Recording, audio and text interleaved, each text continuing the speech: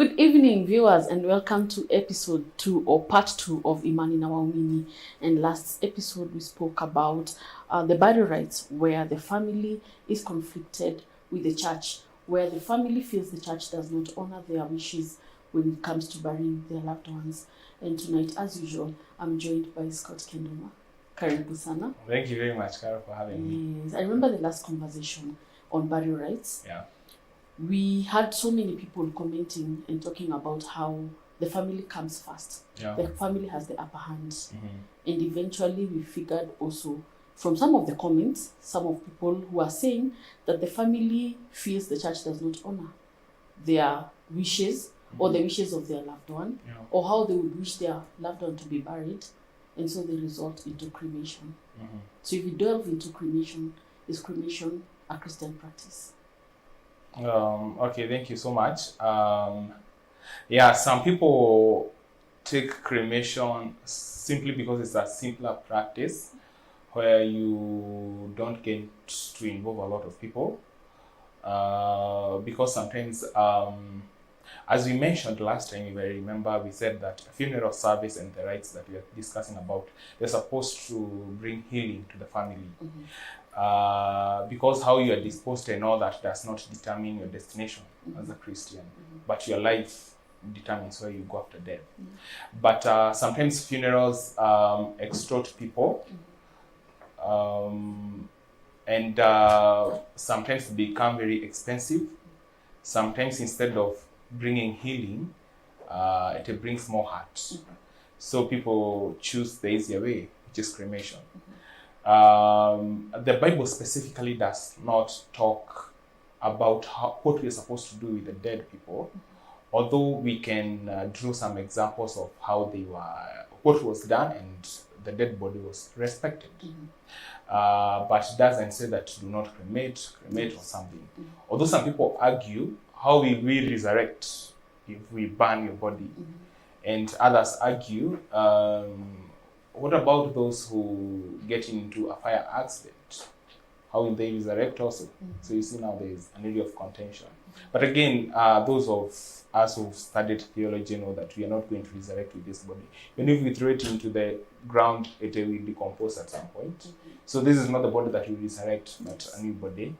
So it doesn't hold water when we say what body will resurrect when we do cremation. Maybe in our context, PCA context, we've had cremation as part of our practice since the inception of the church. It's not a new invention because, and maybe some of our viewers might not know this, that the founders of PCEA, we know them, Thomas Watson, who died at Kikuyu, and he was buried next to the Church of the Torch. And when he died, the wife refused to go back to retire. They had been married for just a year. She was just a little girl. So she refused to go back to Scotland and said, I'll stay here and continue with the work my husband started.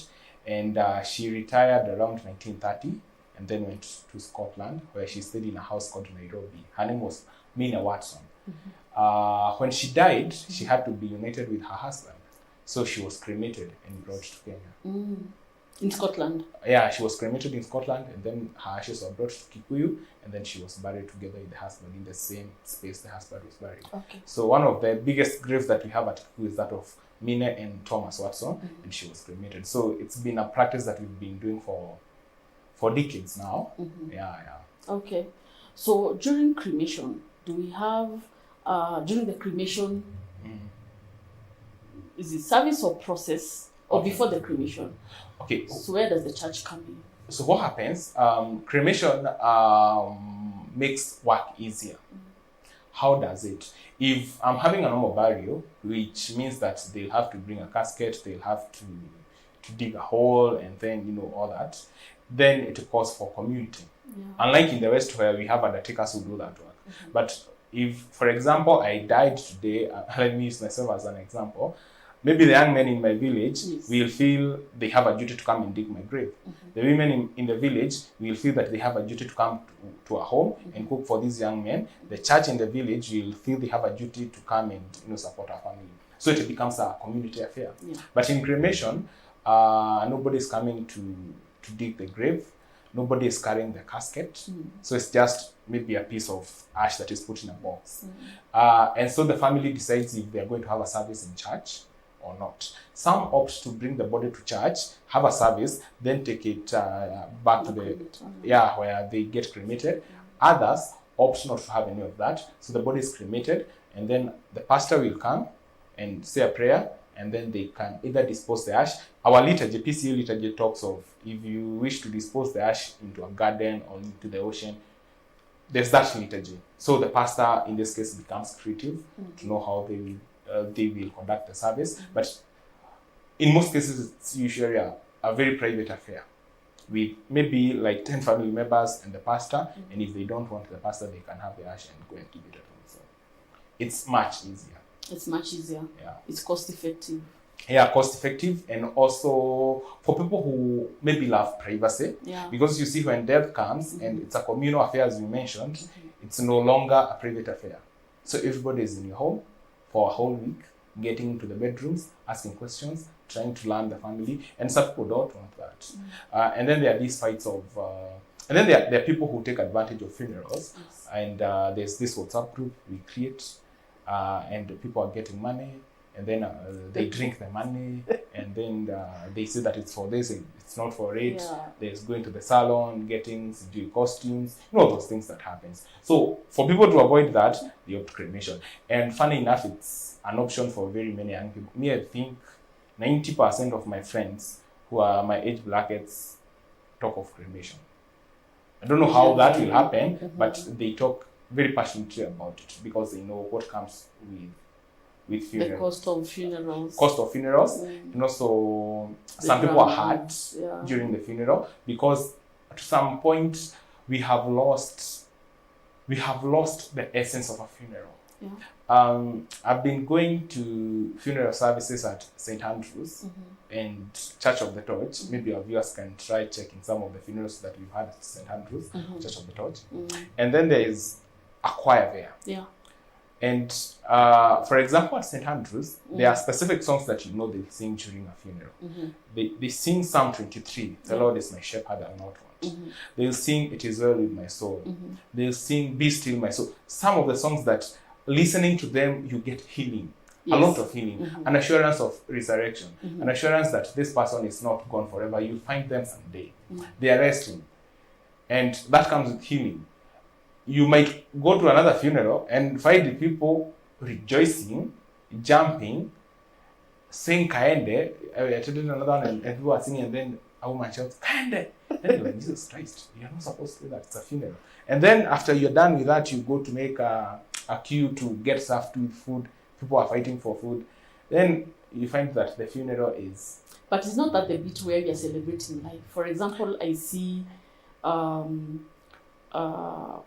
people who served with the children ministry. There's a lot of jubilation. There's a lot of, I would say excitement. Yeah, that is where you don't draw the line. That is the word. There's excitement and there's celebration. When we say we are celebrating a life, let's say, for example, we are celebrating the life of Wangari Maathai. This woman, who is an example to every other woman in Kenya, resilient. She was beaten. She went through a lot. She had a PhD.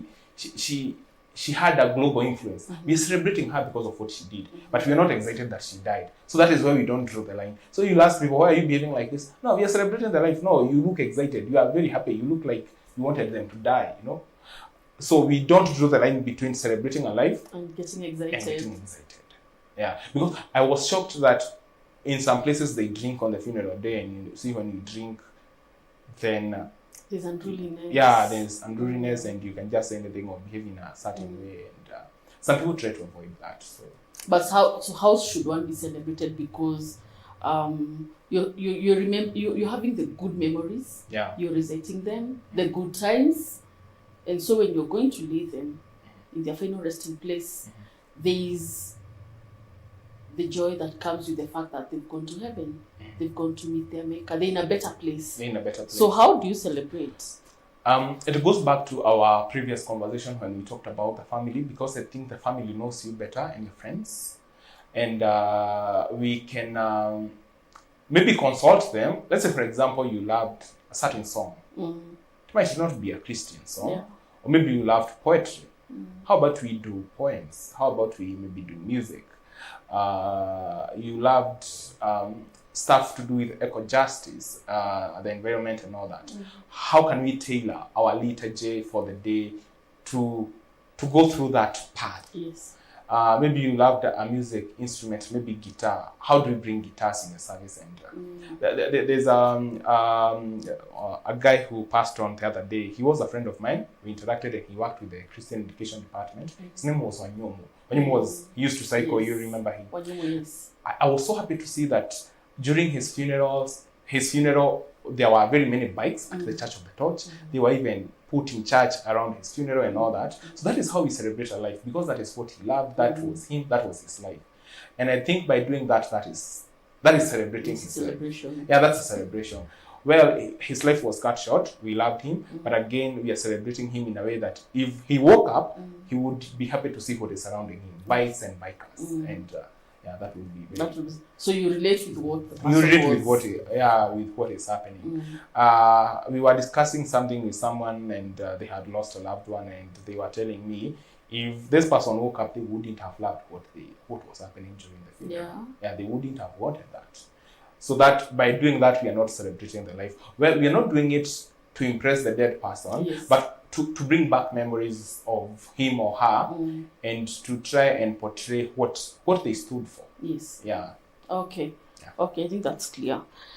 I remember there's a former Anglican bishop, Archbishop Manasseh Kuria, who was cremated in 2005, and that sparked a lot of controversy. Because basically it's supposed to be ash to ashes, dust to dust, but he was cremated. The wife was also cremated. Actually, the wife was first cremated in 2002. Then Manasseh was cremated in 2005. So it created a lot of controversy, whereby should the clergy go that way? Why not? I would ask that was been the question actually. Why should the clergy go that way? But now again, coming back to the family's wishes, and even my individual wish, me as Carol, how I would want to be buried, how I would want to my day to be. Actually, some people draft how they want their funeral to be like. I know it would spark some controversy because Manasseh was a public figure. He was known in the Anglican Church and also in the ecumenical circles. He was known all over. And maybe people would have wished to have another funeral for him that is, in another way. But unfortunately, that was not his wish. And as Africans, because we cannot run away from that, we need to respect that. Jojo the same. A lot of people are very angry that Jojo was cremated because they wanted to celebrate him. And I remember a section of Anglican clergy very angry that he was cremated. Jojo was a friend of the Church of the Torch.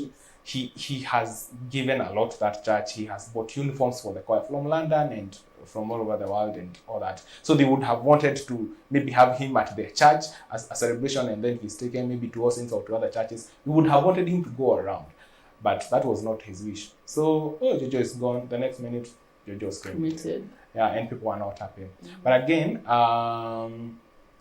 I think it's good to just respect their wish, but it begs the question, what is the motive? Why are you angry that he's getting cremated? Some people score during funerals. Some people make money. Some people get platforms to shine. So they feel bad they are not on the platform. So there could be ulterior motives from people when they say, why were you cremated? Maybe you are my best friend and you knew if Henry dies, then I'll make a WhatsApp group and I'll get my 100,000. And then you're like, oh, he was cremated and he was, the ashes were scattered the following day. So people get really angry. But there's that. What is the motive of people getting angry? What they want to achieve in that funeral? Okay. Now on cremation. Moving on now to still on cremation, before we move on to unveiling of the cross. Currently the cremation trend is very high because of also the public cemeteries. They're filling up very fast. They're filling up so very fast. So I think going the cremation way. Going the cremation way, especially now that people are living in... of course, change is inevitable, as we say. For example, a lot of people are living in towns. There are this affordable housing. Yeah. There are those houses at Lisi. There are these estates. So there's no space for you to bury your loved one. Yes. So what do? As much as you would want to have a burial, and maybe you don't have a village home in Limuru or in Nyeri or somewhere, so you go for cremation. All the battles that come with family, land and all that. I remember I saw a funeral, and I would see a woman who was in a bad relationship with her husband, and she dies, and they were almost divorced or something. So she can't be buried in the husband's place, and then the brothers, on the other hand, don't want her in their home, in the homestead. In the homestead, and then the children are intermediate, so they don't know where they belong. So this is your mother, she's being thrown this way, she's being thrown this way. Yeah. I wish they had the option of cremating her, because they would have saved all that drama. So it was very draining for them, I think.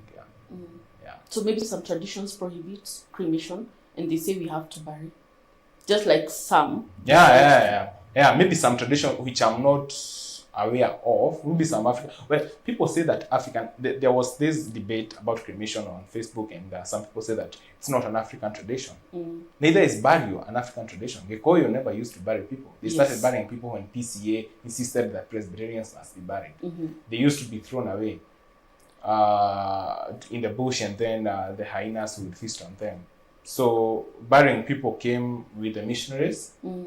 So did cremation. As a different way. Yeah, it's an Western influence. Anyway, even you see things keep on changing. Even this thing of the young people do candle lighting. It's their way of mourning and celebrating their loved one. It wasn't there when we were young. I just saw it the other day. So these are things that come and go. Yeah. And does not symbolize anyway. Although I've seen it being condemned about candle lighting, and people relate it to cultism, inviting spirits where candles are lit. But I think it's a way of people giving it their last respect. And I think sometimes it's how people want to do it. Yeah, it's how people want to do it, and I think because people are very vulnerable during funeral service, it's very unfair to just pull the card of cultism or telling them not to do that. I was in Kajiado, and I was teaching there, and some girls lost their father. Yes. So when they came back to school, they didn't have their eyebrows. So I'm like, you see someone without eyebrows, they look funny. You're like, huyu ni nani ameketi hapa? Then I'm like, sijui ni nani, I can't remember their names. And then somebody told me, when you lose a loved one here, you have to shave your eyebrows. Why? Then I'm like, if you tell them not to shave their eyebrows now, you will be hurting them. So let people do. I hear there are trends that when the husband dies, he's taken home, and then on the last day before he's married tomorrow, he sleeps in the bedroom with the wife and stuff like that. Telling those people not to do that, all that can cause chaos. Yeah. Also, when we were learning culture in school, we were told if you go to, I don't know if it's Ukambani, I'm not sure, I don't want to be quoted on that, but after you bury your dead person, the pastor is given something like something maybe like a branch of a tree. Yes. And then he'll do like this on the items that were used to dig the grave and to bury the person, just to cleanse them. Just a simple practice. You just take this branch and do this to these jembes and pangas and everything. Yes. And we are settled. We are okay. But if you don't do that, we'll be very bothered. We'll have to throw them away. So these African practices, sometimes, as much as they might sound controversial, I would think it's only fair to allow people to do what they do, as long as it's not very extreme. And if something is against the Christian doctrine, then we have a long way to teach them. Pole pole, you just teach them kidogo kidogo, and then they'll adopt. For example, burying of the dead. We were with a moderator of the General Assembly. He was teaching us, and he told us that his grandfather, when he died, his father, the father to the moderator, was a Christian. He was a Mudhomi, as they used to call him. So when the father died, he was supposed to be thrown away, but not because you've gone through the Christian teaching. He couldn't throw his father away, so he dug the grave alone, and he buried the father alone. Not the father to the moderator. He buried his father alone. Because he had been taught that. So you keep on teaching people and advancing. So it's the role of the church to teach people. Otherwise, when we see all these dramas that we call cultism, controversy, it's because we have failed in our duty to teach. Okay. So, still on funeral, there's the offering bit. Previously, we never used to see the offering baskets, or rather the offering session was never there. So currently, sasa ni wakati wa kutoa sadaka. And the baskets are going round. Yeah, mama, ukiona mama na kitambaa ya blue mpe, if you see one without dot there, they say that all the ushers in red. The ushers in red. Ama wazee wa PSMF wape sadaka mtu mwingine usipe.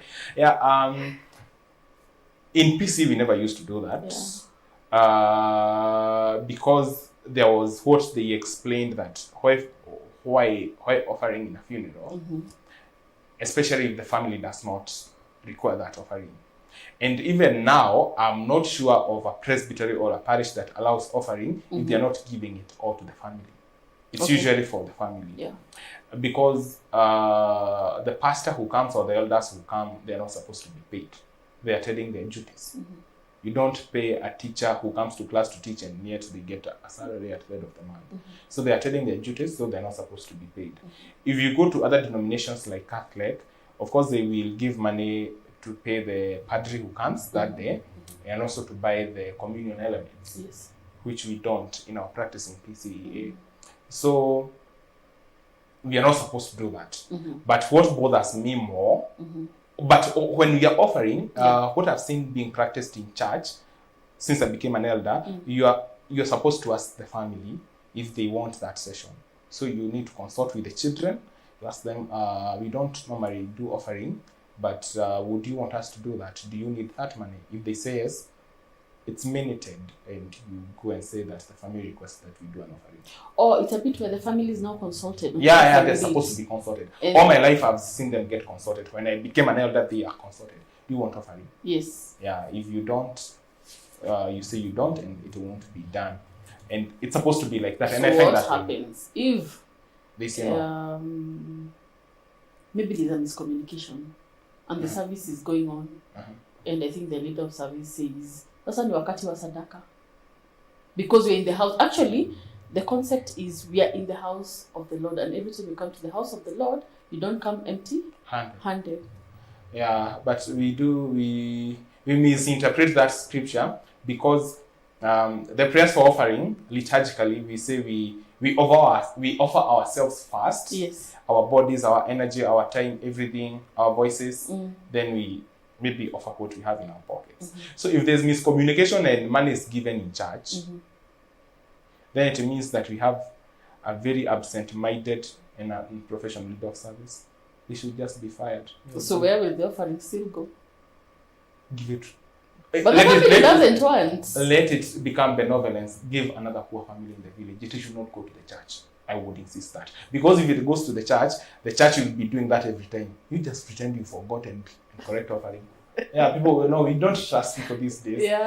So let it become benevolence. Like the offering that we do during communion, traditionally it was for benevolence. It was kept somewhere such that, and we are having this discussion with a friend of mine, if there's fire in the village and a family property is gone, you don't need to go and start looking for money. You just go and withdraw the communion money and give it to them. Every time there's a communion, so that's benevolence. But some people, you hear them say, oh, this one belongs to the pastor because he was the priest sacrificing. Others will say, this one buys wine. But that was not the case. It was supposed to be for benevolence. So you can look somebody around the village, or you can maybe go to a local primary school and ask the headmaster, who's the poor kid who doesn't pay their fees in time. You just give it to them. I think that would, and tell them that we are doing this in respect and in memory of someone who died. Wouldn't the world be a better place? It would be a better place. It would be a good place. Wow. So from the offering, because there's a question that was asked, there was offering and we were told the offering, actually the one who was asking, when the offering was being prayed for, it was prayed for as it was being dedicated to go to the family. Actually, they even supposed to stand there and receive it symbolically. Iliwekwa hapo. But later they didn't receive the offering. So I asked them, were you expecting for what? Why? Okay, fine. It was mentioned you will be getting the offering. So were you really expecting that money? They're like, no, but it was mentioned in the whole church that we are supposed to get the offering. hii pesa itaenda kwa Familia. familia. I remember when I was very new in eldership, a member of my district died. And we went to church and there was offering because they said that they want the offering. So after offering, the minister said, you, the elder and the deacon, you can go to the vestry and count, and then you hand it over to the family. So the deacons count the offering, and then there is some shillings on top there. Kuna 127 juu. What do we do about it? Nikamwambia, utaifunga tu hivyo every coin and give it to them. That's how we're supposed to do it. Usiseme ati kuna coins. If you're not adding 3 shillings, if you get 130, you just give it to them as it is, because that is what we told the congregation. Yeah. Yeah. Okay. Now, we are going to take a very short break on matters funeral, burial rites, and when we come back, we are going to discuss or expound on unveiling of the cross. Is it a Christian practice, or is it another tradition that people have adopted into doing? We'll be right back after the break.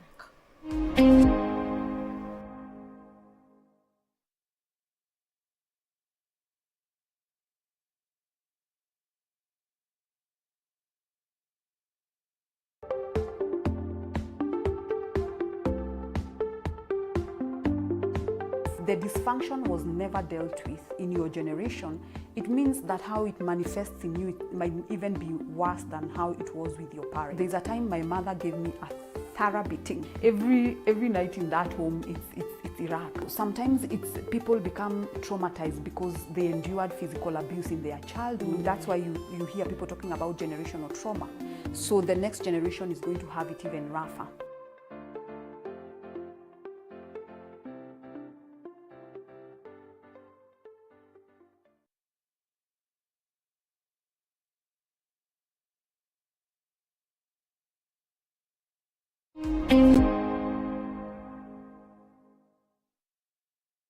Welcome back. And before we went on a break, we were discussing about the offerings during the funeral service.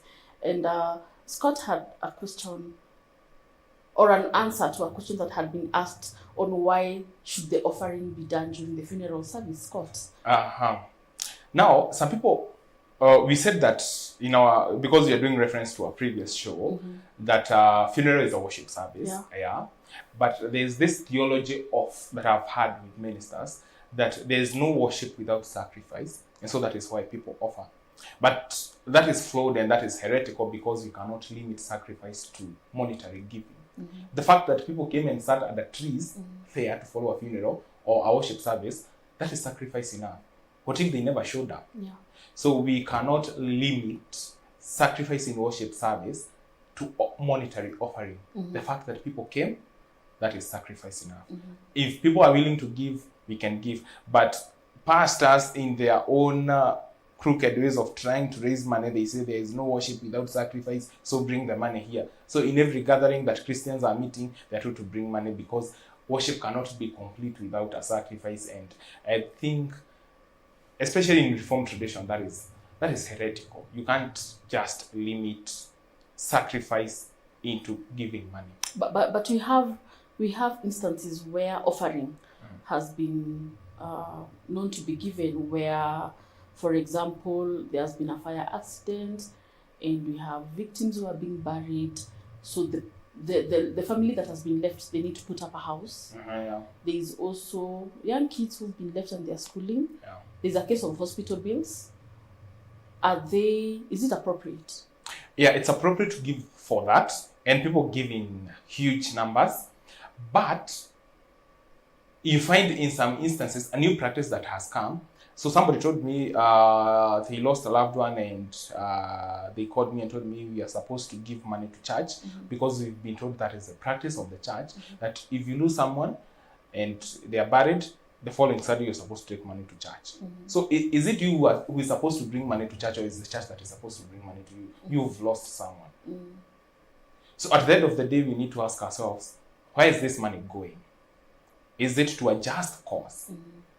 Because if we are told that every time we get a funeral, we are supposed to give a thanksgiving offering, sacrifice, or whatever they call it, of 10,000 to the church, then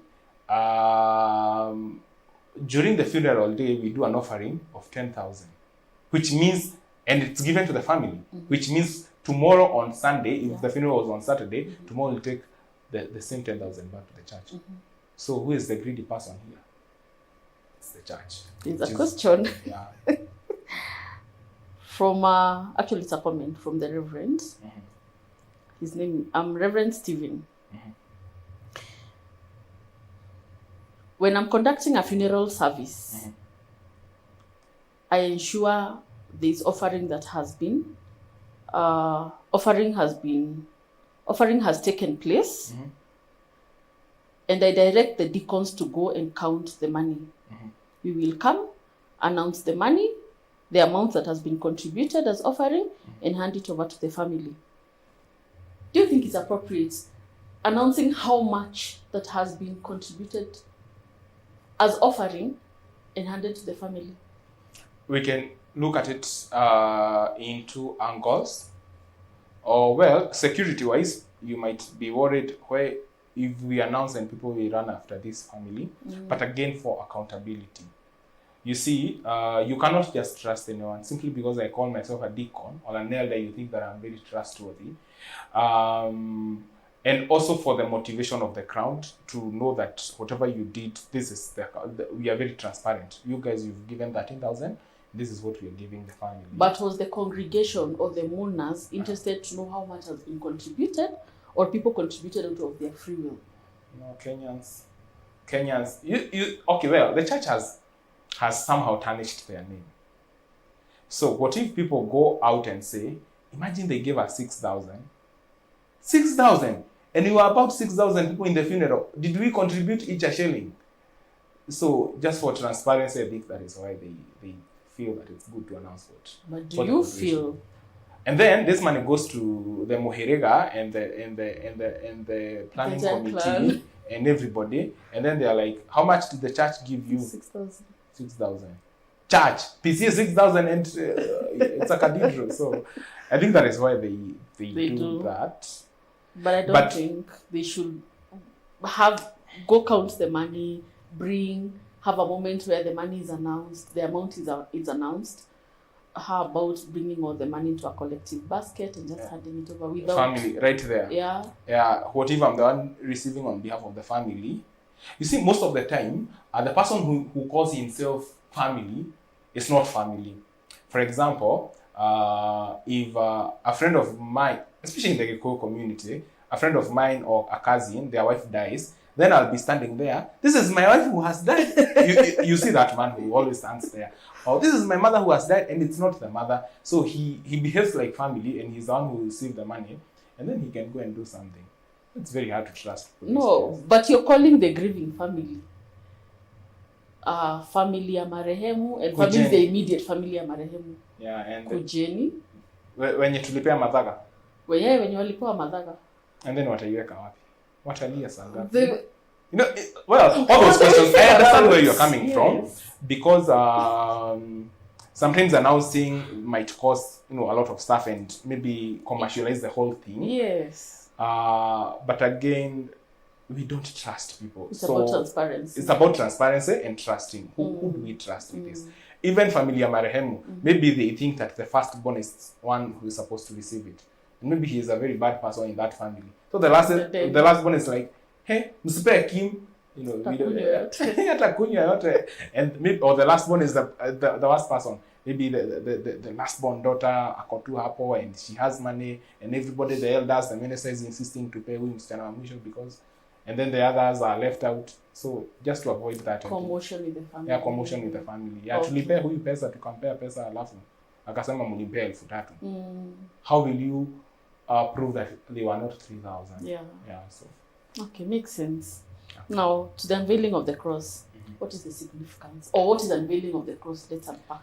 Okay, the unveiling of the cross is an area of a lot of contention in church because there was a misleading theology that was taught, and I've had people pray about it that do not go back to the grave. Yeah, I don't believe in that. Like going back to the grave, why not? If it's a loved one, and you want to tend their grave, and you want to plant flowers, and you want just to go and spend a moment there, I don't think there's anything wrong with that. Let's go back before we go to the unveiling of the grave. Let's go back to taking the body to church. Some people say we are not supposed to take the body to church. Actually, some denominations do not. Yeah, they do not, and they say that we are contaminating the church.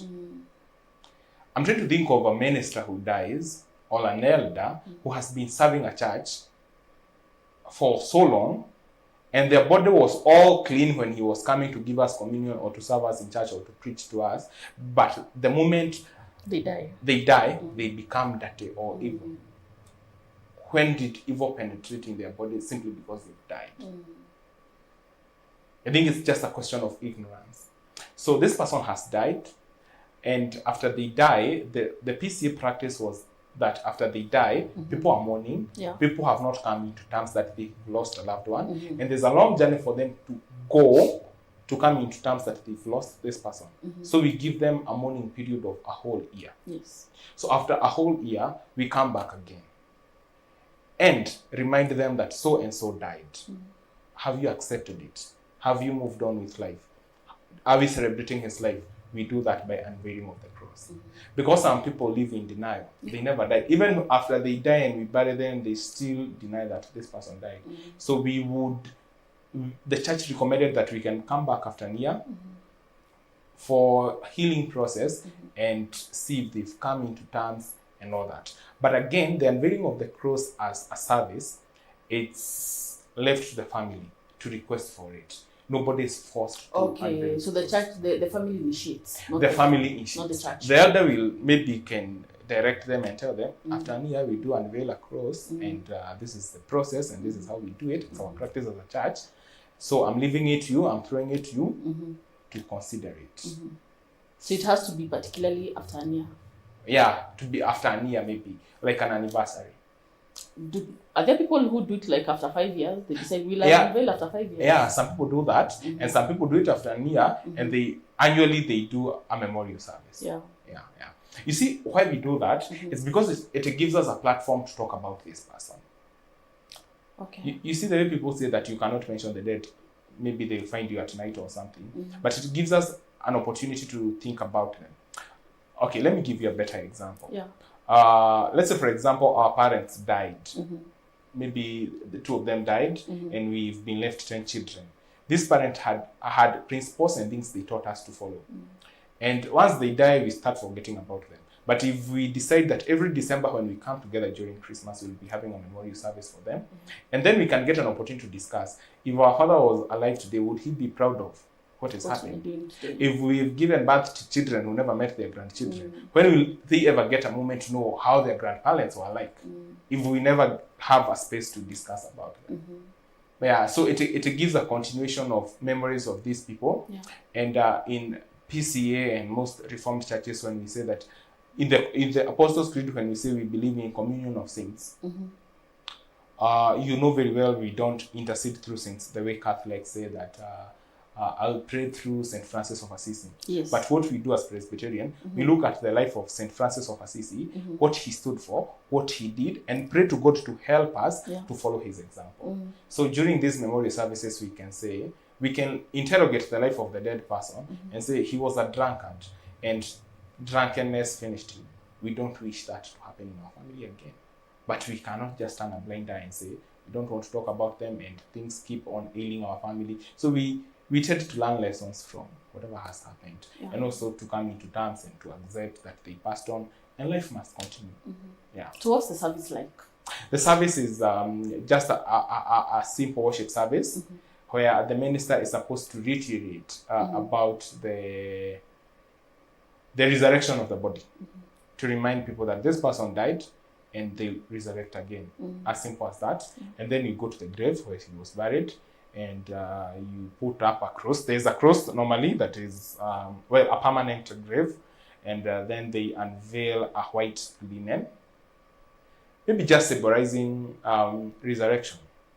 You see those pictures you see of Jesus, he resurrected with white robes ascending to heaven, something like that. But it's done by the family, funny enough. Just the minister will hold on one end, and then the family members go around the grave and they hold that thing. Okay. Like saying, we believe he resurrected or she resurrected, and we will resurrect with him. Just that.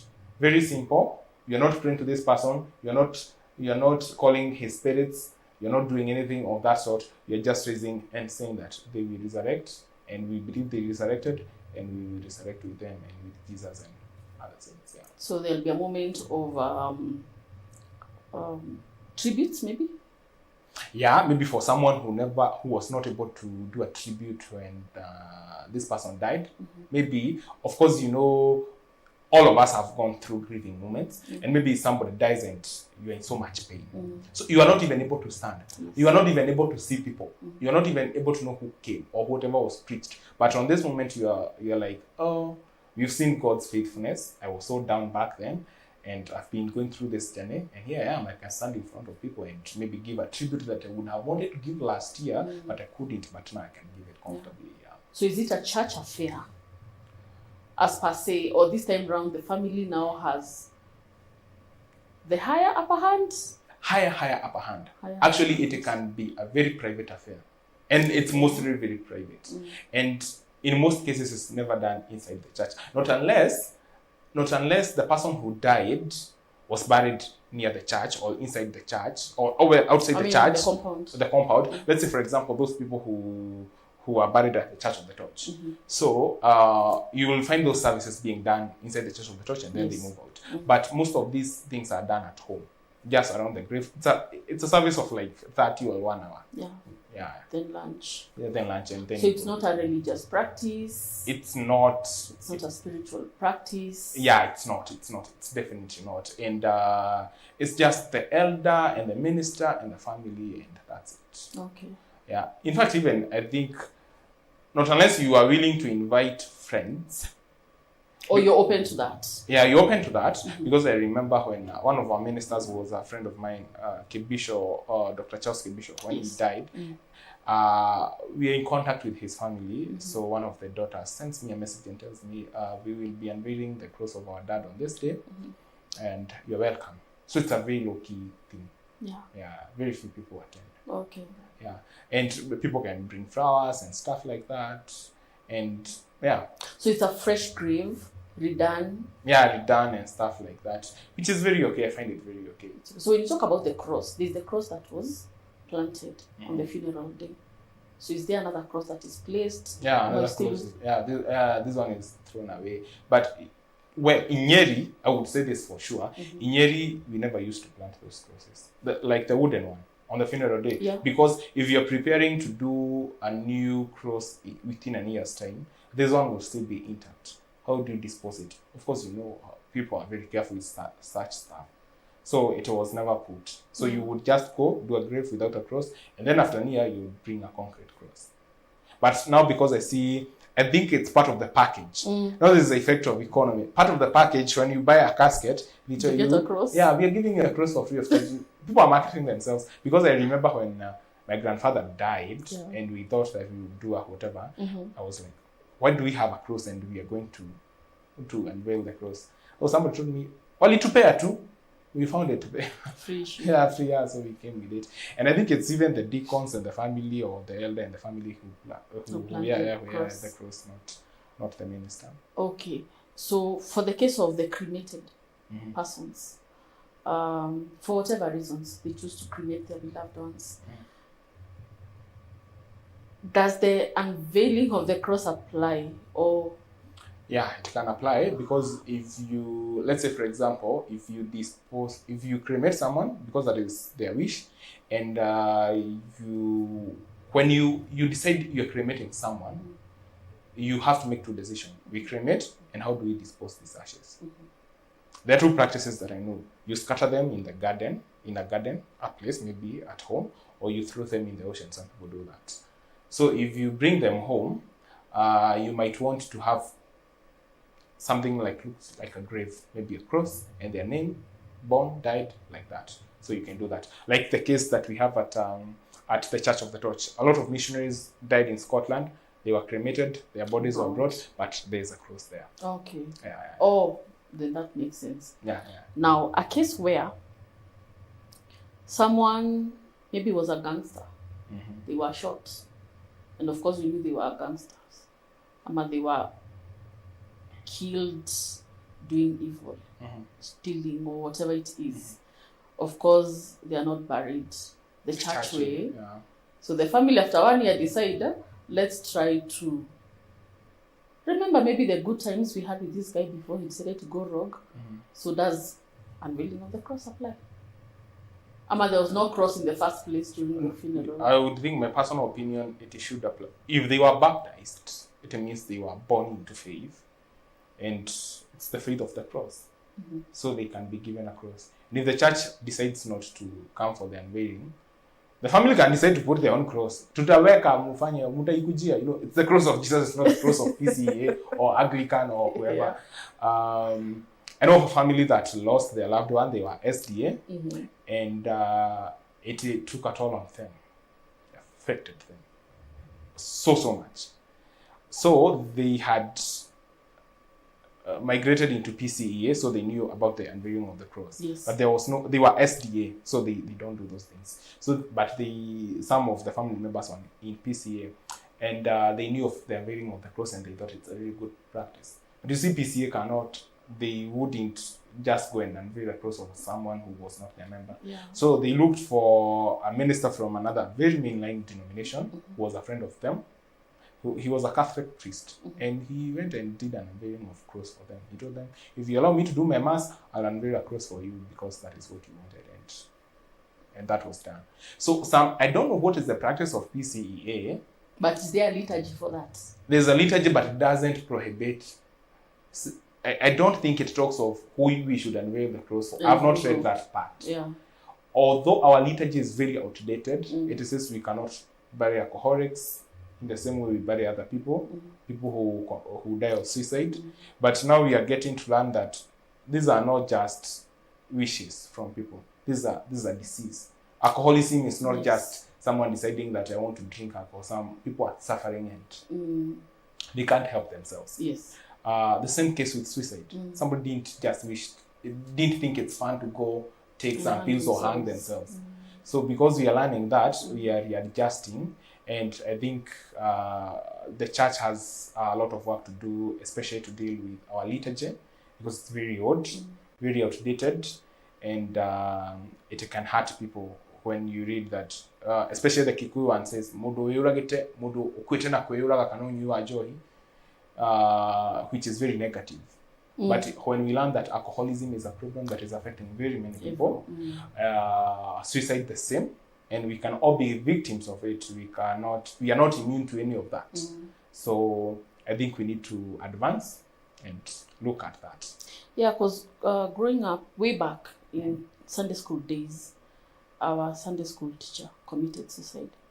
So you were expecting him to come for the Sunday school teaching that morning. Yeah. So he committed suicide. So we hoped sisi watoto wa Sunday school tutaenda kuimbia mwalimu wetu siku ya mazishi. Yeah, because but the mazishi didn't happen in church, so it really got me thinking. Yeah, this is very unfair. Alikuwa mwalimu wetu wa church, he was very committed, but again depression. Mwalimu wetu wa church has introduced us to God. Yes. Has introduced us to Jesus who loves everyone. Has taught us about dying and resurrecting. Yet hajapewa what they always taught us. So he was actually buried by a catechist.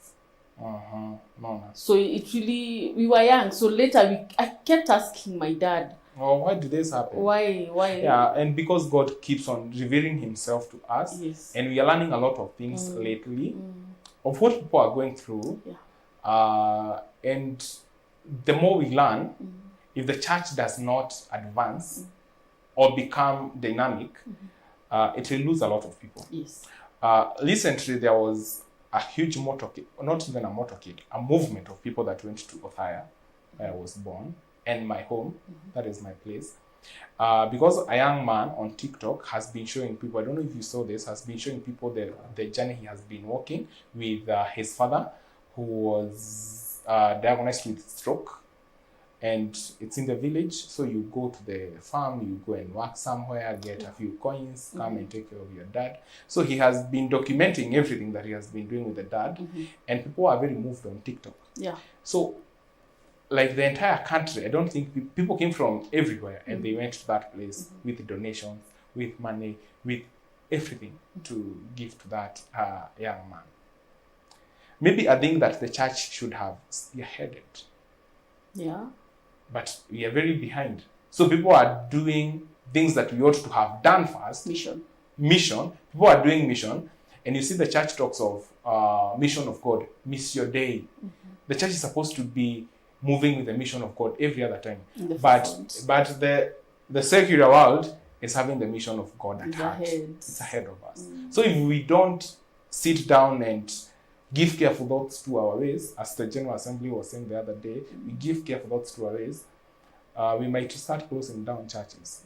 Yeah, so especially now when we are talking about alcoholism, how are we dealing with alcoholism as a church? How are we doing with mental health? How are we dealing with suicide? Because we cannot cling on to that conservative way of thinking that alcoholics and people who commit suicide are sinners. Yeah, and they are the most evil in the society. Yeah, so I think we have a long way to go. And I know all our viewers who are watching us from across many denominations, our friends who are not even Presbyterians, and they do watch our program, and we are very grateful for them watching.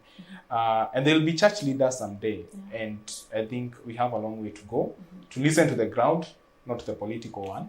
And know what people are going through, read books, watch documentaries, and know how you can deal with the people, because our work as a church is the mission of God. And if we are not attending to that and other people take it, then we become very irrelevant. If the church is talking about Mohodi, offering, dancing,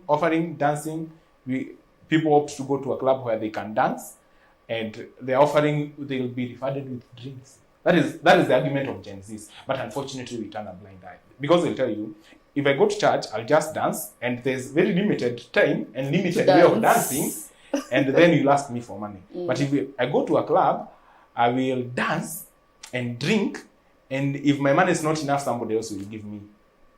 And you think I'll go there? Yeah, and I'm very happy. So they go there. So, in fact, if you sit down with young people and ask them why they don't go to church, they give you very justified reasons. Yeah, you're left like, where? So I think we really need to give careful thoughts to our ways and to see how we can bring everyone on board. Yeah, because especially if we are talking about alcoholism and suicide, and do we unveil their cross? Do we bury them? It's a question of what will the community say? You left us at our hour of need. Yes.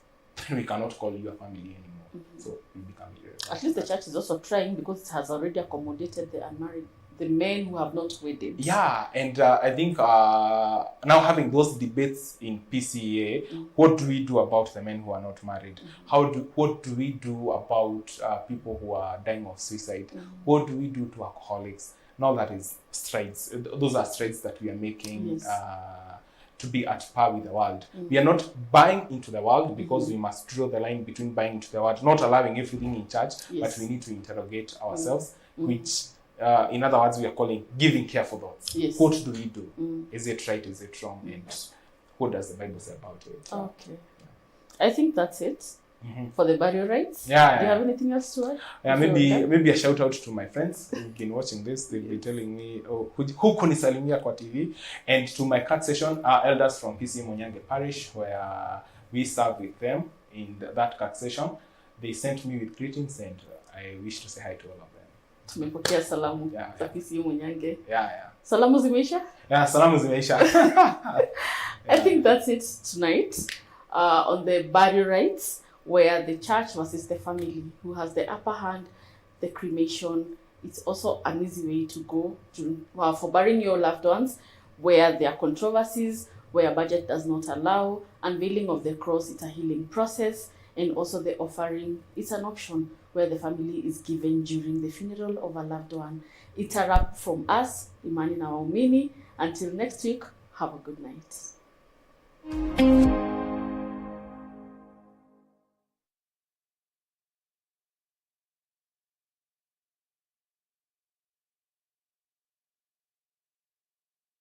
We are turning up the heat on Star Times. Unravel the